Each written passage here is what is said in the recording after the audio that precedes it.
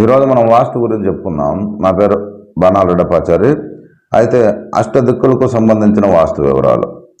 మొదటగా తూర్పు దిక్కుకు సంబంధించి చెప్పుకున్నాం. తూర్పు భాగంలో అధికముగా ఖాళీ స్థలము వదలుట వలయలం. ఈ దిక్కునకు అధిపతి ఇంద్రుడు.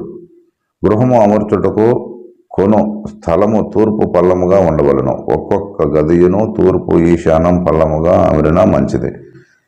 వాలు స్లాబ్ వేయేటప్పుడు తూర్పు పల్లముగా అమరినా మంచిది. తూర్పున తలుపులు ఉన్నచో అందులో తలుపులు పూర్తి పొడవుతో మధ్య స్థానము దాటి పరమటకు అమర్చిన లక్ష్మీ కటాక్షము వస్తుంది. అంటే ఇప్పుడు మీరు పశ్చిమం అంటే పరమట దిక్కులో కాంపౌండ్ కంటే తూర్పు దిక్కులో కాంపౌండ్ ఒక 3 ఇంచులు 4 ఇంచులు 1 అడుగు తక్కువ ఉండాలి. తూర్పు భాగంలో మనకు అమర్చిన కాంపౌండ్ గోడ మీద వేరొక గృహము యొక్క గోడను పెంచుటకు అనుమతించకూడదు.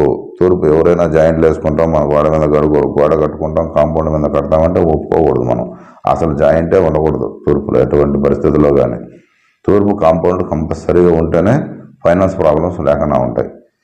ఓకే, ఇప్పుడు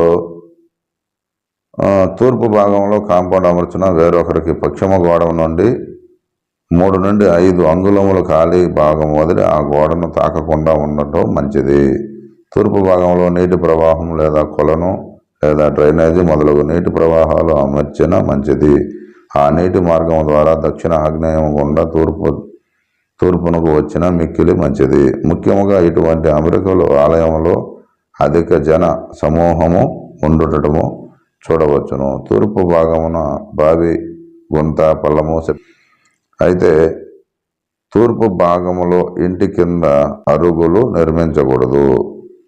అంటే ఇప్పుడు అరుగులు నిర్మిస్తారు తూర్పు భాగంలో. మనకు అరుగులు ఎలా నిర్మిస్తారు? మన పెద్దల కాలంలో మనం తూర్పు వాకిలే ఉంటుంది ఇల్లు, కానీ మన ఇంటి కంటే కూడా ఆ ఎత్తులో గోడకేసి అరుగులు అనేటివి 1.5 అడుగు గట్ట బెంచీల మాదిరి కట్టించేవారు అన్నమాట.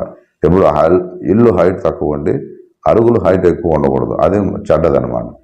ఇల్లు ఎత్తులో ఉండి నీ కాంపౌండ్ గోడ తక్కువలో ఉన్నప్పుడు ఆ ఇంటి ఫ్లోరింగ్ కంటే కూడా ముందర ఎక్కడైనా కానీ తూర్పు జాగాలో మనకు తక్కువగానే ఉండాలి ప్లేస్.